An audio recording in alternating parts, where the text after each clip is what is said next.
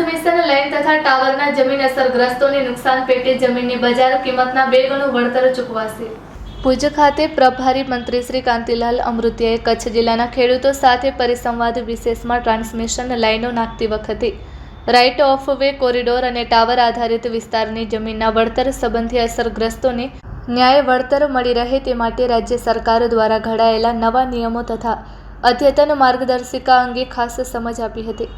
રાજ્ય સરકાર હંમેશા ખેડૂતોના હિતમાં નિર્ણયો લેતી હોવાનું જણાવીને વીજ લાઇન અને ટાવર મુદ્દે ન્યાયી વળતર માટે સમગ્ર પ્રક્રિયાને પારદર્શક બનાવવામાં આવી હોવાનું જણાવ્યું હતું।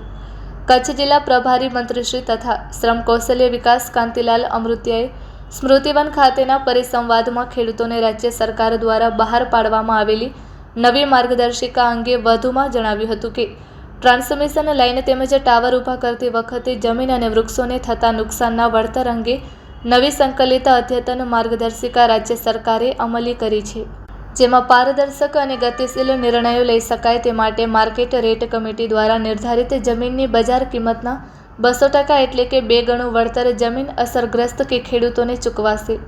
આ ઉપરાંત દરેક બાજુ 1 મીટરનું વધારાનું વિસ્તરણ પણ ધ્યાને લેવામાં આવશે।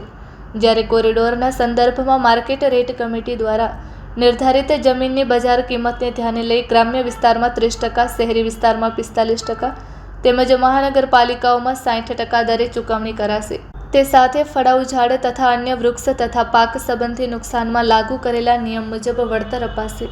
આ સાથે પ્રભારી મંત્રીશ્રી ખેડૂતો દ્વારા રજૂ કરાયેલા પ્રશ્નો તત્કાલ ઉકેલવા તથા વરસાદ ખેંચાતા સર્જાયેલી ઘાસચારાની તંગીને નિવારવાની ખાતરી આપી હતી। આ પ્રસંગે સાંસદ શ્રી વિનોદભાઈ ચાવડાએ ખેડૂતો સાથે સંવાદ કરતા કિસાનોના આર્થિક હિતમાં હંમેશા સરકાર કામ કરતી હોવાનું જણાવીને ઉમેર્યું હતું કે જમીન અસરગ્રસ્તોને ન્યાયિક વળતર મળે તે બજાર ભાવ નક્કી કરવા રાજ્ય સરકાર જિલ્લા કક્ષાએ ખાસ માર્કેટ રેટ કમિટીની રચના કરશે। આ કમિટીના ચેરમેન શ્રી જિલ્લા કલેક્ટર રહેશે તથા જમીન માલિકો વતી એક પ્રતિનિધિ તથા ટ્રાન્સમિશન સર્વિસ પ્રોવાઇડરના એક પ્રતિનિધિ સભ્ય રહેશે। જરૂરિયાત હશે તો અન્ય 2 વધારાના સભ્યો નિમી શકાશે।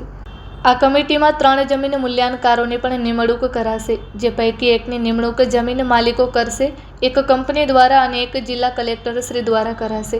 આ જમીન મૂલ્યાંકનકારો દ્વારા અપાયેલા બજાર ભાવમાંથી નવા નિયમ મુજબ આખરી બજાર દર નક્કી કરવામાં આવશે અને તે મુજબ વળતર ચૂકવાશે।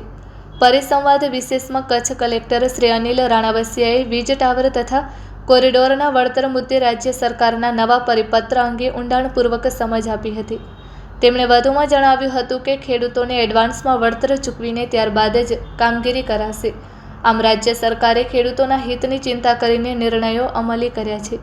આ કાર્યક્રમમાં જિલ્લા પંચાયત પ્રમુખ શ્રી પ્રભાબેન હુણ, સર્વે ધારાસભ્યો શ્રી કેશુભાઈ પટેલ, શ્રી પ્રદ્યુમનસિંહ જાડેજા, શ્રી વિરેન્દ્રસિંહ જાડેજા, શ્રી માલતીબેન મહેશ્વરી, જિલ્લા પંચાયત ઉપપ્રમુખ શ્રી મહાવીરસિંહ જાડેજા, ભુજ તાલુકા પંચાયત પ્રમુખ શ્રી લક્ષ્મીબેન ખેતાણી તેમજ ગાંધીધામ મહાનગરપાલિકાના મેયર શ્રી દિવ્યાબેન નાથાણી, આગેવાન શ્રી ફલજીભાઈ ચૌધરી, શ્રી દેવજીભાઈ વરચંદ સહિતના આગેવાન શ્રીઓ, અધિકારીશ્રીઓ તથા મોટી સંખ્યામાં ખેડૂતો ઉપસ્થિત રહ્યા હતા।